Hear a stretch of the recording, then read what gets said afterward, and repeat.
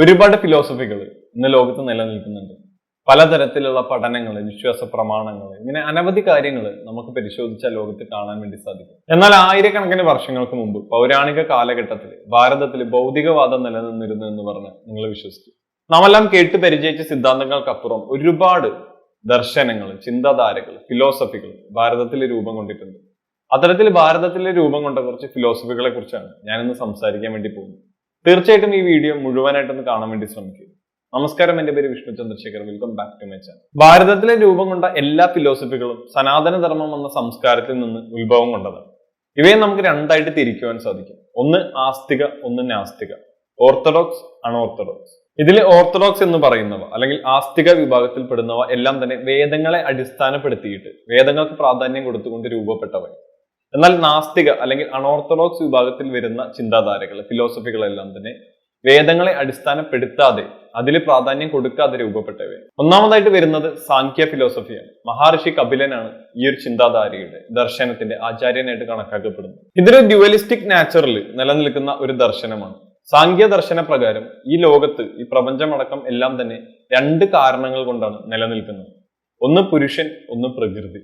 ഈ ഒരു പ്രപഞ്ചത്തിന്റെ ഉത്ഭവ സ്രോതസ്സായിട്ട് പ്രകൃതിയാണ് കണക്കാക്കുന്നത്. അതുകൊണ്ട് തന്നെ പ്രകൃതിയെ പ്രധാന എന്നും വിശേഷിപ്പിക്കുന്നുണ്ട്. പുരുഷൻ എന്നത് എല്ലാ അറിവിന്റെയും അടിസ്ഥാനമായിട്ടാണ് കണക്കാക്കപ്പെടുന്നത്. സാഖ്യ ദർശനത്തിൽ ഒരു ഈശ്വര സങ്കല്പത്തിനേക്കാൾ ഈ പുരുഷനും പ്രകൃതിയും തമ്മിലുള്ള ബന്ധത്തെ അടിസ്ഥാനപ്പെടുത്തിയാണ് ഈ പ്രപഞ്ചത്തെ മനസ്സിലാക്കുന്നത്. ഈ പ്രകൃതി എന്നത് 3 ഗുണങ്ങളാലാണ് നിലനിൽക്കുന്നത്. ഒന്നാമതായിട്ട് വരുന്നത് സത്വ അല്ലെങ്കിൽ സാത്വിക ഗുണം. ഇത് എൻലൈറ്റ്മെന്റിനെ, അറിവിനെ സൂചിപ്പിക്കുന്നു. രണ്ടാമതായിട്ട് തമസ്, തമോ ഗുണം. ഇത് അറിവില്ലായ്മയെ അല്ലെങ്കിൽ ഇരുട്ടിനെ സൂചിപ്പിക്കുന്നു. മൂന്നാമതായിട്ട് രജോ ഗുണം, രജസ്.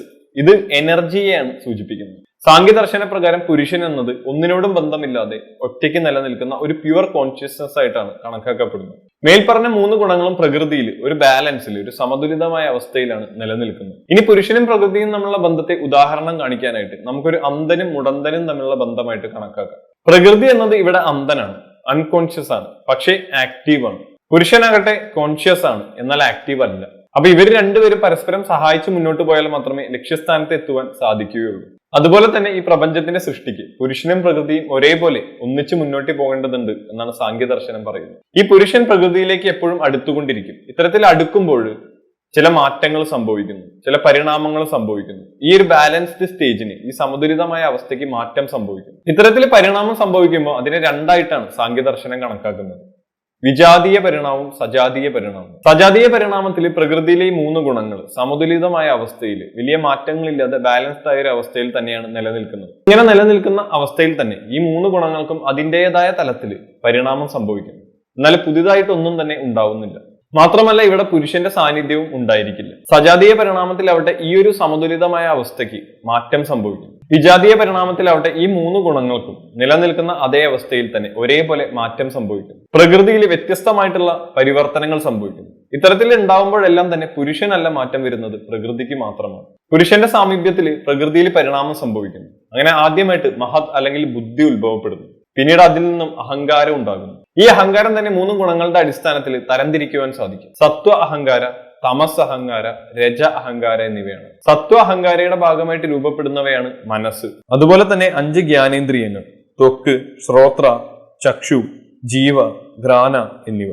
നമുക്ക് കാണാനും കേൾക്കാനും രുചിക്കാനും എല്ലാം തന്നെ ഇവ സഹായിക്കുന്നു. പിന്നീട് നമ്മുടെ ചലനങ്ങൾക്ക് സഹായിക്കുന്ന 5 അവയവങ്ങൾ വരുന്നു. വാക്ക്, പാണ, പാദ, പായു, ഉപസ്ഥ എന്നിവയാണ്. ഇവയെ കർമ്മേന്ദ്രിയങ്ങൾ എന്ന് വിശേഷിപ്പിക്കുന്നു. തമസ് അഹങ്കാരയുടെ ഭാഗമായിട്ടാണ് 5 തന്മാത്രകൾ രൂപം കൊള്ളുന്നത്. ശബ്ദ, സ്പർശ, രൂപ, രസ, ഗന്ധ എന്നിവയാണിത്. ഇതുകൂടാതെ പഞ്ചഭൂതങ്ങളും രൂപം കൊള്ളുന്നു. പൃഥ്വി, അഗ്നി, ജലം, വായു, ആകാശ എന്നിവയാണ്. ഈ പ്രപഞ്ചത്തിലുള്ള സർവ്വവും മേൽപ്പറഞ്ഞവയെ അടിസ്ഥാനപ്പെടുത്തി, പുരുഷൻ പ്രകൃതിയെ മനസ്സിലാക്കുന്നതിനെ അടിസ്ഥാനപ്പെടുത്തിയാണ് നിലനിൽക്കുന്നത്. സാഖ്യ ദർശനത്തിൽ ഏറ്റവും പ്രാധാന്യം നൽകപ്പെടുന്നത് സ്വയം ആർജിച്ചെടുക്കുന്ന അറിവുകൾക്കാണ്. ഇത്തരത്തിലുള്ള അറിവുകൾ സ്വാതന്ത്ര്യത്തിലേക്ക് നയിക്കുമെന്ന് സാഖ്യ ദർശനം പറയുന്നു. ഇത് ഭാരതത്തിൽ രൂപം കൊണ്ട ദർശനങ്ങൾ തന്നെ ഏറ്റവും പഴക്കമുള്ളതാണ്. ഇതിനെക്കുറിച്ചുള്ള പരാമർശങ്ങൾ നമുക്ക് ഭഗവത്ഗീതയിലും വേദങ്ങളിലും കാണുവാൻ വേണ്ടി സാധിക്കും. ഈ ഒരു ദർശനത്തെ കുറിച്ച് പ്രതിപാദിക്കുന്ന ഗ്രന്ഥമാണ് സാഖ്യകാരിക. സാഖ്യ ദർശന പ്രകാരം പുരുഷന് മാറ്റമില്ല. ഈ പ്രകൃതിയിൽ ഉണ്ടാവുന്ന വ്യതിയാനങ്ങളാണ് പ്രപഞ്ചത്തിൽ മാറ്റങ്ങൾ കൊണ്ടുവരുന്നത്. അടുത്തതായിട്ട് വരുന്ന യോഗ എന്ന ആസ്തിക ചിന്താധാരയാണ്. ഇന്നും ഭാരതത്തിൽ വളരെ പ്രചാരമുള്ള ശക്തമായി നിലനിൽക്കുന്ന ഒരു ഫിലോസഫി അല്ലെങ്കിൽ ഒരു ദർശനമാണ് യോഗ ദർശനം. മഹർഷി പതഞ്ജലിയാണ് ഈ ഒരു ദർശനത്തിന്റെ ആചാര്യൻ. യോഗസൂത്രയാണ് ഈ ഒരു ദർശനത്തെ കുറിച്ച് പ്രതിപാദിക്കുന്ന പ്രധാന ഗ്രന്ഥം. യോഗ എന്നാൽ ഈശ്വരനിൽ ലയിക്കുക എന്നാണ് അർത്ഥം. ഒരാളുടെ ആത്മീയമായും മാനസികമായും ശാരീരികമായുമുള്ള ഉന്നമനത്തെയാണ് ഈ ഒരു യോഗ ലക്ഷ്യം വെക്കുന്നത്. മനുഷ്യന് മെറ്റീരിയലിസ്റ്റിക് ആയിട്ടുള്ള കാര്യങ്ങളോടുള്ള ആസക്തിയെ മറികടക്കുവാനായിട്ട് യോഗ സഹായിക്കുന്നു. ചഞ്ചലമാകുന്ന മനസ്സിനെ നിയന്ത്രിക്കുവാനായിട്ട് 8 യോഗങ്ങൾ യോഗ ദർശനം നമുക്ക് പറഞ്ഞു തരുന്നു. ഇതിനെ അഷ്ടാംഗ യോഗ എന്നാണ് വിശേഷിപ്പിക്കുന്നത്. യമ, നിയമ, ആസന, പ്രാണായാമ, പ്രത്യാഹാര, ധാരണ, ധ്യാന, സമാധി. ഇതിൽ യമ എന്നാൽ മനുഷ്യൻ പാലിക്കേണ്ടതായിട്ടുള്ള ചില ധാർമ്മികമായിട്ടുള്ള കാര്യങ്ങളാണ്. 5 യമങ്ങളാണ് യോഗ ചിന്താധാരയിൽ നിലവിലുള്ളത്. 1 അഹിംസ, നോൺ വയലൻസ്. സത്യസന്ധത. ആസ്തേയ, കളവ് നടത്താതിരിക്കുക. ബ്രഹ്മചര്യ, ലൈംഗിക വിചാരങ്ങളിൽ നിന്നും അകലം പാലിക്കുക. അപരിഗ്രഹ, ഒന്നിനോടും പൊസസീവ്നെസ് കാണിക്കാതിരിക്കുക. അടുത്തതായിട്ട് വരുന്ന നിയമയാണ്. മനുഷ്യന് ഉണ്ടാവേണ്ടതായിട്ടുള്ള ചില ചിട്ടകളെ കുറിച്ചാണ് ഇതിൽ പ്രതിപാദിക്കുന്നത്. പറയുന്ന നിയമങ്ങൾ ഇങ്ങനെയാണ്. ശൗച, ശരീരത്തിന്റെയും മനസ്സിന്റെയും വൃത്തിയെ ഇത് സൂചിപ്പിക്കുന്നു. സന്തോഷ, മനസ്സിന്റെ തൃപ്തിയെ, സന്തോഷത്തെ ഇത് സൂചിപ്പിക്കുന്നു. എല്ലാത്തിനെയും അംഗീകരിച്ചുകൊണ്ട് സാറ്റിസ്ഫാക്ഷനോട് കൂടിയിട്ട് നന്ദിയോടെ സന്തോഷത്തോടെ ജീവിക്കാൻ മനുഷ്യൻ പഠിക്കണമെന്ന് ഇവിടെ സൂചിപ്പിക്കുന്നു. തപസ്, നമുക്ക് ജീവിതത്തിലുള്ള ലക്ഷ്യങ്ങൾ ക്ഷമയോടെ കഠിനാധ്വാനത്തോടെ നേടാനുള്ള കഴിവ് നമ്മൾ ആർജിക്കണമെന്ന് ഇവിടെ സൂചിപ്പിക്കുന്നു. സ്വാധ്യായ, മനുഷ്യന് ഈ ഒരു ജന്മ ചക്രത്തിൽ നിന്ന്, ഈ ഒരു സംസാര ചക്രത്തിൽ നിന്ന് മോക്ഷം നേടാനായിട്ട്, മോചനം നേടാനായിട്ട് പൗരാണിക ഗ്രന്ഥങ്ങൾ, മഹത്തായ വേദങ്ങൾ അടക്കമുള്ള ഗ്രന്ഥങ്ങൾ പഠിക്കേണ്ടതായിട്ടും അറിവ് നേടേണ്ടതായിട്ടും ഉണ്ടെന്ന് ഇവിടെ സൂചിപ്പിക്കുന്നു. ഈശ്വര പ്രാണിധാനം, ഈശ്വരനെ സ്മരിച്ചുകൊണ്ട് നമ്മൾ ചെയ്യുന്ന പ്രവൃത്തികൾ ഇവിടെ സൂചിപ്പിക്കുന്നു. ധ്യാനം, പ്രാർത്ഥന മുതലായവയെല്ലാം ഇത്തരത്തിലുള്ളവയാണ്. ആസന, ശാരീരികമായിട്ട് നമുക്ക് ഗുണം ചെയ്യുന്ന ചില യോഗിക് പോസ്റ്റേഴ്സിനെ കുറിച്ചാണ് ഇവിടെ സൂചിപ്പിക്കുന്നത്. നമ്മുടെ നിത്യജീവിതത്തിന്റെ ഭാഗമാക്കേണ്ട ചില ആസനങ്ങളെ കുറിച്ചും അതിന്റെ പ്രാധാന്യത്തെക്കുറിച്ചും ഇവിടെ പറയുന്നു. നമ്മുടെ ജീവന്റെ അടിസ്ഥാനമായിട്ടുള്ള ശ്വാസത്തെ ബോധപൂർവം നിയന്ത്രിച്ചു കൊണ്ട് ചെയ്യുന്ന ചില പ്രാണായാമങ്ങളെ കുറിച്ച് ഇവിടെ പ്രതിപാദിക്കുന്നു. പ്രാണായാമത്തിന് 3 ഘട്ടങ്ങളുണ്ട്. ഒന്നാമതായിട്ട് പൂരക, പ്രാണവായുവിനെ നമ്മൾ ഉള്ളിലേക്ക് എടുക്കുന്നതിനെയാണ് ഇവിടെ സൂചിപ്പിക്കുന്നത്. അടുത്തത് കുംഭക, ഉള്ളിലേക്ക് എടുത്ത പ്രാണവായുവിനെ ഉള്ളിൽ പിടിച്ചു നിർത്തുന്നതിനെ ഇവിടെ സൂചിപ്പിക്കുന്നു. ഇനി രജക, ഉള്ളിലുള്ള പ്രാണവായുവിനെ പുറത്തേക്ക് വിടുന്നതിനെ ഇവിടെ സൂചിപ്പിക്കുന്നു. ഇനി വരുന്നത് പ്രത്യാഹാര, ധ്യാനത്തിന് മുമ്പുള്ള ചില തയ്യാറെടുപ്പുകളാണ് ഇവിടെ സൂചിപ്പിക്കുന്നത്. മനസ്സിനെ ചുറ്റുമുള്ള എല്ലാത്തിൽ നിന്നും, ശബ്ദങ്ങളിൽ നിന്ന്, നമുക്കുണ്ടാവുന്ന ഡിസ്ട്രാക്ഷനിൽ നിന്ന്, കാഴ്ചകളിൽ നിന്നെല്ലാം മാറ്റി നിർത്തിക്കൊണ്ട് സ്വസ്ഥമായി തന്നിലേക്ക് തന്നെ ചിന്തിപ്പിക്കുവാനായിട്ട് തയ്യാറെടുപ്പിക്കാനാണ് ഇവിടെ സൂചിപ്പിക്കുന്നത്. ധാരണ, ഇത് ധ്യാനത്തെ സഹായിക്കുന്ന ഒരു കാര്യമാണ്. ഒരു പ്രത്യേക വസ്തുവിലേക്ക് അല്ലെങ്കിൽ ഒരു മന്ത്രത്തിലേക്ക് നമ്മുടെ മനസ്സിന്റെ ശ്രദ്ധയെ പൂർണ്ണമായിട്ട് കൊണ്ടുവരുന്ന ചില കാര്യങ്ങളെ കുറിച്ചാണ് ഇവിടെ സൂചിപ്പിക്കുന്നത്. ധ്യാന, ബാഹ്യമായിട്ടുള്ള എല്ലാ ഡിസ്ട്രാക്ഷനുകളിൽ നിന്നും, എല്ലാ കാര്യങ്ങളിൽ നിന്നും മാറ്റി നിർത്തി നമ്മുടെ മനസ്സിനെ സ്വസ്ഥമായിട്ടുള്ള ഒരവസ്ഥയിലേക്ക് കൊണ്ടുവരുന്നതിന് ധ്യാനാവസ്ഥ എന്ന് പറയും. ധ്യാനത്തിനായിട്ട് ഒരുപാട് സമ്പ്രദായങ്ങൾ നമുക്ക് പിന്തുടരാൻ വേണ്ടി സാധിക്കും. ഇനി സമാധി, മനുഷ്യൻ പരമമായ ആ ബോധത്തിലേക്ക് ലയിക്കുന്ന അവസ്ഥയാണ് സമാധി എന്നുള്ളത്. സമാധി എന്നത് 2 തരത്തിൽ വിശേഷിപ്പിക്കാറുണ്ട്. ഒന്ന് സംപ്രജ്ഞാത സമാധി, രണ്ടാമതായിട്ട് സംപ്രജ്ഞാത സമാധി. ഇതിൽ സംപ്രജ്ഞാത സമാധിയിലിരിക്കുന്ന ഒരു മനുഷ്യനില് ഞാൻ എന്ന ബോധം പൂർണ്ണമായിട്ടും ഒഴിവാകുന്നില്ല. എന്നാൽ അസംപ്രജ്ഞാതി സമാധിയിലിരിക്കുന്ന ഒരു മനുഷ്യനില് താൻ എന്ന ഞാൻ എന്ന ബോധം പൂർണ്ണമായിട്ടും ഒഴിവായിട്ടുണ്ടായിരിക്കും. ഇത് യാഥാർത്ഥ്യത്തിൽ ഉയർന്ന ഒരു തലത്തിലുള്ള അവസ്ഥയാണ്. യോഗ ദർശനം ഈശ്വരൻ എന്ന സങ്കല്പത്തെ അംഗീകരിക്കുന്നു എന്നുള്ളത് കൂടി ഇവിടെ ഒന്ന് മനസ്സിലാക്കുക. ഇനി വരുന്നത് ന്യായ ദർശനമാണ്, ന്യായ ഫിലോസഫി. ന്യായ എന്ന വാക്കിന്റെ അർത്ഥം തന്നെ ജസ്റ്റിസ് അല്ലെങ്കിൽ ജഡ്ജ്മെന്റ് എന്നൊക്കെയാണ്. ഈ ഒരു ദർശനത്തിന്റെ ആചാര്യൻ ഗൗതമ അക്സപത അല്ലെങ്കിൽ ഗൗതമ മുനിയാണ്. ഈ ഒരു ന്യായ ദർശനത്തിന്റെ അടിസ്ഥാനം എന്ന് പറയുന്നത് 521 ന്യായ സൂത്രങ്ങളാണ്. ഇവയെ 5 അധ്യായങ്ങളായിട്ടാണ് വേർതിരിച്ചിട്ടുള്ളത്. അവ തന്നെ പിന്നീട് 2ആയിട്ട് തരം തിരിച്ചിട്ടുണ്ട്. ഇവയെ അഗ്നിക എന്ന് വിളിക്കുന്നു. ന്യായ ദർശനം 4 തലങ്ങളെ കുറിച്ചാണ് പ്രതിപാദിക്കുന്നത്. The theory of knowledge, the theory of physical world, the theory of individual self and liberation, the theory of God. ന്യായ ദർശന പ്രകാരം 16 വിഷയങ്ങളിൽ ശരിയായ കാഴ്ചപ്പാടുണ്ടെങ്കിൽ മനുഷ്യന് യഥാർത്ഥ അറിവ് നേടുവാൻ സാധിക്കും. 1 പ്രമാണം, നമ്മുടെ ശേഷി അനുസരിച്ച് നാം അറിവുകൾ ശരിയായി മനസ്സിലാക്കണം. പ്രമേയ, ശരിയായ അറിവ് നൽകുന്ന ചില കാര്യങ്ങളെ കുറിച്ച് ഇവിടെ പ്രതിപാദിക്കുന്നു. അവ ഇങ്ങനെയാണ്: ആത്മ, ശരീര, ഇന്ദ്രിയ, അർത്ഥ, ബുദ്ധി, മനസ്സ്, പ്രവൃത്തി, ദോഷ, പ്രത്യഭാവ, ഫല, ദുഃഖ, അഭുവാക. ഇനി വരുന്നത് സംശയ, പേര് പോലെ തന്നെ സംശയത്തെയാണ് ഇവിടെ സൂചിപ്പിക്കുന്നത്. പ്രയോജന, ഇഷ്ടമുള്ളത് നേടാനായിട്ട് ആവശ്യമായുള്ള പ്രയത്നത്തെ ഇവിടെ സൂചിപ്പിക്കുന്നു. ദൃഷ്ടാന്ത, തർക്കമില്ലാത്ത വസ്തുതകളെയാണ് ഇവിടെ പരാമർശിക്കുന്നത്. അടുത്തത് സിദ്ധാന്ത, ഉപദേശങ്ങൾ. അവയന, സില്ലോജിസവുമായിട്ട് ബന്ധപ്പെട്ടുള്ള ചില കാര്യങ്ങളാണ് ഇവിടെ പ്രതിപാദിക്കുന്നത്. അടുത്തത് തർക്ക, ആർഗ്യുമെന്റ്സ്, വാഗ്വാദങ്ങളാണ് ഇവിടെ ഉദ്ദേശിക്കുന്നത്. നിർണയ, ശരിയായ രീതിയിൽ ആർജിച്ചെടുക്കുന്ന അറിവുകളെയാണ് ഇവിടെ സൂചിപ്പിക്കുന്നത്. വാദ, പ്രമാണങ്ങൾ അടിസ്ഥാനപ്പെടുത്തിയുള്ള ചർച്ചകളെ ഇവിടെ സൂചിപ്പിക്കുന്നു. ജൽപ, അത് കഴിഞ്ഞാൽ വരുന്നത് വിദണ്ഡ, ഒരാൾ താൻ തന്നെ ഉയർത്തുന്ന വാഗ്വാദങ്ങൾ സ്വയം തിരുത്തുന്നതിനെ ഇവിടെ സൂചിപ്പിക്കുന്നു. ഹേത്വഭാസ, കാരണമായി തോന്നുമെങ്കിലും ശരിയല്ലാത്ത കാര്യങ്ങളാണ് ഇവിടെ സൂചിപ്പിക്കുന്നത്. ചല, വസ്തുതയ്ക്ക് നിരക്കാത്ത ന്യായങ്ങളാണ് ഇവിടെ പ്രതിപാദിക്കുന്നത്. ജാതി, വസ്തുതയ്ക്ക് നിരക്കാത്ത മറുപടികളെയാണ് ഇവിടെ സൂചിപ്പിക്കുന്നത്. നിഗ്രഹസ്ഥാനം, താൻ പറയുന്ന കാര്യങ്ങളിൽ തന്നെ തെറ്റിദ്ധാരണ വെച്ചു പുലർത്തുന്നതിനെ ഇവിടെ പ്രതിപാദിക്കുന്നു. ഇനി പറയാൻ പോകുന്നത് എപ്പിസ്റ്റമോളജി ഓഫ് ന്യായ ഫിലോസഫിയാണ്. ന്യായ ഫിലോസഫി അല്ലെങ്കിൽ ന്യായ ദർശനവുമായിട്ട് ബന്ധപ്പെട്ടുള്ള ചില തിയറികളാണ്. ഒന്ന് പ്രത്യക്ഷ, പെർസെപ്ഷൻ, നമ്മുടെ കർമ്മേന്ദ്രിയങ്ങൾ കൊണ്ട് നമുക്ക് മനസ്സിലാക്കാൻ സാധിക്കുന്ന കാര്യങ്ങളെയാണ് ഇവിടെ സൂചിപ്പിക്കുന്നത്. ഉദാഹരണത്തിന്, നമ്മുടെ മുന്നിൽ ഒരു മേശപ്പുറത്ത് ഒരു ഗ്ലാസ് വെച്ചിട്ടുണ്ടെന്ന് വിചാരിക്കും. നമ്മളത് കണ്ടാൽ തന്നെ അവിടെ ഇരിക്കുന്ന ഒരു ഗ്ലാസ് ആണെന്ന് നമുക്ക് മനസ്സിലാക്കുവാൻ വേണ്ടി സാധിക്കും. അടുത്തത് അനുമാനം, ഇൻഫറൻസ്. ചില കാര്യങ്ങളെ നമ്മൾ പ്രപഞ്ച സത്യങ്ങൾ എന്ന് പറയും. അവ മനസ്സിലാക്കാനായിട്ട് നമുക്ക് പ്രത്യേകിച്ച് ഒരു അറിവിന്റെയും ആവശ്യമില്ല. അത്തരത്തിലുള്ള കാര്യങ്ങളിൽ നമുക്ക് എളുപ്പം തന്നെ ഒരു അനുമാനത്തിൽ എത്തുവാൻ സാധിക്കും. അവയെയാണ് ഇവിടെ സൂചിപ്പിക്കുന്നത്. ഉദാഹരണത്തിന്, ആകാശം ഇരുണ്ടു വരുന്നു, തണുത്ത കാറ്റ് വീശുന്നു, കാർമേഘങ്ങൾ ഒരുപാട് രൂപപ്പെടുന്നു. അപ്പോൾ ഒരാൾക്ക് മനസ്സിലാക്കാൻ സാധിക്കും വലിയൊരു മഴ പെയ്യുവാൻ പോകുന്നുണ്ട്. ഇതിന് പ്രത്യേക കഴിവുകളുടെ ഒന്നും ആവശ്യമില്ല. ഇനി വരുന്നത് ഉപമാനം, കമ്പാരിസൺ. ഒരു കാര്യത്തെ മനസ്സിലാക്കുവാനായിട്ട് നമുക്കറിയാവുന്ന മറ്റൊരു കാര്യത്തിലെ ചില വസ്തുതകൾ, ഇതുമായി സാമ്യമുള്ള ചില വസ്തുതകൾ താരതമ്യപ്പെടുത്തി നോക്കുന്നതിനെയാണ് ഇവിടെ സൂചിപ്പിക്കുന്നത്. ഉദാഹരണത്തിന്, ഒരു പശുവിനെയും ഒരു കാട്ടുപോത്തിനെയും നമ്മൾ എടുത്തു നോക്കിക്കഴിഞ്ഞാൽ രണ്ടുപേർക്കും സാമ്യമുള്ള ഒരുപാട് കാര്യങ്ങളുണ്ട്. എന്നാൽ അവരുടെ ഇൻഡിവിജ്വൽ ആയിട്ടുള്ള ചില ക്യാരക്ടറിസ്റ്റിക്സ് അത് വ്യത്യസ്തം തന്നെയായിരിക്കും. ഇനി വരുന്നത് ശബ്ദ, ടെസ്റ്റിമോണി. അറിവുള്ള ആളുകൾ നൽകുന്ന ഉപദേശങ്ങൾ, പ്രഭാഷണങ്ങൾ, അതുപോലെ തന്നെ മഹത്തായ ഗ്രന്ഥങ്ങൾ, ഇവയിൽ നിന്നെല്ലാം ലഭിക്കുന്ന അറിവുകളെയാണ് ഇവിടെ സൂചിപ്പിക്കുന്നത്. ന്യായദർശനം പല തലങ്ങളിൽ നിന്നും അറിവിനെ ആർജിച്ചെടുക്കുന്ന പലതരത്തിലുള്ള രീതികളിലാണ് ശ്രദ്ധ ചെലുത്തുന്നത്. ഇനി വരുന്നത് വൈശേഷിക ദർശനമാണ്, വൈശേഷിക ഫിലോസഫി. ഈ ഒരു വൈശേഷിക ദർശനത്തിന്റെ ആചാര്യൻ എന്ന് പറയുന്നത് കണാദ മഹർഷിയാണ്. ഇതുമായി ബന്ധപ്പെട്ട പ്രധാന ഗ്രന്ഥം വൈശേഷിക സൂത്രയാണ്. വൈശേഷിക ദർശനത്തെ പരമാണുവാദ എന്നും വിശേഷിപ്പിക്കാറുണ്ട്. ഈ പ്രപഞ്ചത്തിൽ കാണുന്ന എല്ലാം തന്നെ പരമാണു കൊണ്ട്, ആറ്റം കൊണ്ട് നിർമ്മിക്കപ്പെട്ടതാണെന്നാണ് വൈശേഷിക ദർശനം പറയുന്നത്. നമുക്കറിയാം, ആധുനിക കാലഘട്ടത്തിൽ കെമിസ്റ്റ് ആയിരുന്ന ജോൺ ഡാൽട്ടൺ 1880കളിലാണ് ആറ്റത്തെ കുറിച്ചുള്ള കണ്ടെത്തലുകൾ നടത്തുന്നത്. എന്നാൽ ഇതിനെല്ലാം ആയിരക്കണക്കിന് വർഷങ്ങൾക്ക് മുമ്പ് ഭാരതത്തിൽ ഉത്ഭവം കണ്ട വൈശേഷിക ദർശനത്തിൽ പരമാണുവിനെ കുറിച്ച്, ആറ്റത്തെ കുറിച്ച് പറയുന്നു. വൈശേഷിക ദർശനത്തിൽ പദാർത്ഥങ്ങളെ കുറിച്ച് പരാമർശിക്കുന്നുണ്ട്.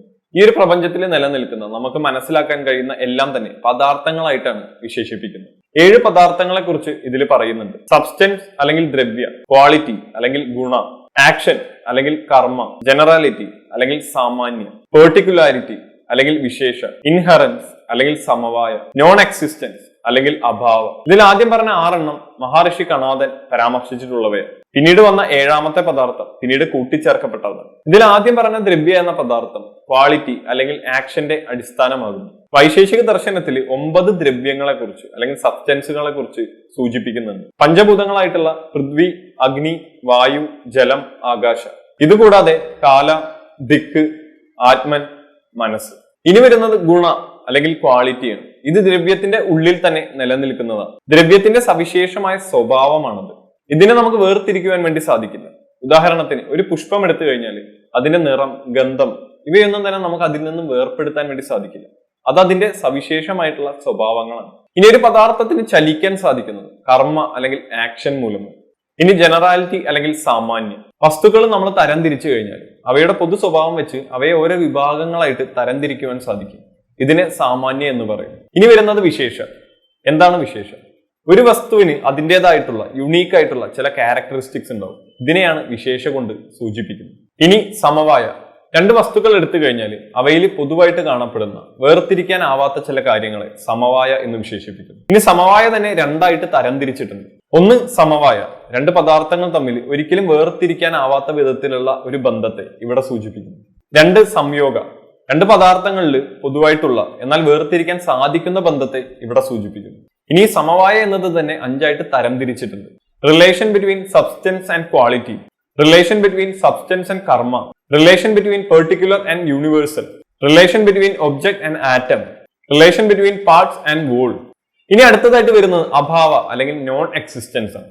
ഒരു പ്രത്യേക സമയത്ത് ഒരു പ്രത്യേക പദാർത്ഥത്തിന്റെ സാന്നിധ്യമില്ലായ്മയെ ഇവിടെ സൂചിപ്പിക്കുന്നു. ഉദാഹരണത്തിന്, അമാവാസി ദിവസങ്ങളിൽ രാത്രിയിൽ നമുക്ക് ചന്ദ്രനെ കാണുവാൻ സാധിക്കില്ല. ഇത് പക്ഷേ ഒരു താൽക്കാലികമായിട്ടുള്ള പ്രതിഭാസം മാത്രമാണ്. ഈ വൈശേഷിക ദർശനവും ന്യായ ദർശനവും തമ്മിലുള്ള ചില സിമിലാരിറ്റികൾ, സാമ്യങ്ങൾ കാരണം പിന്നീട് ഈ രണ്ട് ദർശനങ്ങളും ഒന്നായിട്ട് ലയിക്കുകയുണ്ടായി. ഇനി വരുന്നത് മീമാംസ ദർശനമാണ്, മീമാംസ ഫിലോസഫി. ഇതിന്റെ ആചാര്യൻ എന്ന് പറയുന്നത് ജൈമിനി മഹർഷിയാണ്. ഇതുമായി ബന്ധപ്പെട്ടുള്ള പ്രധാന ഗ്രന്ഥം മീമാംസ സൂത്രയാണ്. വേദങ്ങളെ അടിസ്ഥാനപ്പെടുത്തിയിട്ടാണ് ഈ ഒരു ദർശനം രൂപം കൊണ്ടിട്ടുള്ളത്. മീമാംസ ദർശനം തന്നെ രണ്ടായിട്ട് തരംതിരിച്ചിട്ടുണ്ട്. പൂർവ്വമീമാംസ, ഉത്തരമീമാംസ എന്നിവയാണ്. പൂർവ്വമീമാംസ വേദങ്ങളുടെ ആദ്യ ഭാഗത്തെ അടിസ്ഥാനപ്പെടുത്തിയിട്ടുള്ളവയാണ്. എന്നാൽ ഉത്തരമീമാംസ എന്നത് വേദങ്ങളുടെ പിന്നീടുള്ള ഭാഗങ്ങളെ അടിസ്ഥാനപ്പെടുത്തിയിട്ടുള്ളവയാണ്. ഇവയെ കർമ്മമീമാംസ, ജ്ഞാനമീമാംസ എന്നും വിശേഷിപ്പിക്കാറുണ്ട്. പൂർവ്വമീമാംസ അല്ലെങ്കിൽ കർമ്മമീമാംസ വേദങ്ങളുടെ ആദ്യ ഭാഗങ്ങളിൽ വരുന്ന അനുഷ്ഠാനങ്ങളെയും ആചാരങ്ങളെയും കുറിച്ചാണ് പ്രതിപാദിക്കുന്നത്. എന്നാൽ ജ്ഞാനമീമാംസ അല്ലെങ്കിൽ ഉത്തരമീമാംസ വേദങ്ങളിൽ പറയുന്ന അറിവുകൾക്കാണ് പ്രാധാന്യം നൽകുന്നത്. വേദങ്ങൾ എടുത്തു കഴിഞ്ഞാൽ നമുക്ക് അവയെ അടിസ്ഥാനപ്പെടുത്തിയിട്ടുള്ള മന്ത്രങ്ങൾ, ബ്രാഹ്മണങ്ങൾ, ആരണ്യകങ്ങൾ, ഉപനിഷത്തുകൾ ഇവയെല്ലാം തന്നെ നമുക്ക് കാണുവാൻ വേണ്ടി സാധിക്കും. ഇതിൽ ആദ്യം വരുന്ന മന്ത്രങ്ങളും ബ്രാഹ്മണങ്ങളും കർമ്മകാണ്ഡം എന്നാണ് അറിയപ്പെടുന്നത്. പിന്നീട് വരുന്ന ആരണ്യകങ്ങളും ഉപനിഷത്തുകളും ജ്ഞാനകാണ്ഡം എന്ന പേരിലാണ് അറിയപ്പെടുന്നത്. മേൽപ്പറഞ്ഞവയിൽ കർമ്മകാണ്ഡത്തിനാണ് പൂർവ്വമീമാംസ പ്രാധാന്യം നൽകുന്നത്. ഉത്തരമീമാംസയാവട്ടെ ജ്ഞാനകാണ്ഡത്തിനാണ് പ്രാധാന്യം നൽകുന്നത്. കർമ്മകാണ്ഡം കഴിഞ്ഞു മാത്രമാണ് ഒരു വ്യക്തിക്ക് ജ്ഞാനകാണ്ഡത്തിലേക്ക് പോകുവാനായിട്ട് സാധിക്കുക. ഇനി പൂർവ്വമീമാംസ എടുത്തു കഴിഞ്ഞാൽ ഒരു മനുഷ്യന് നല്ല രീതിയിൽ ജീവിതം മുന്നോട്ട് കൊണ്ടുപോകാൻ സഹായിക്കുന്ന 4 പുരുഷാർത്ഥങ്ങളെ കുറിച്ച് പരാമർശിക്കുന്നുണ്ട്. അവ ഇങ്ങനെയാണ്: ധർമ്മം, അർത്ഥം, കാമം, മോക്ഷം.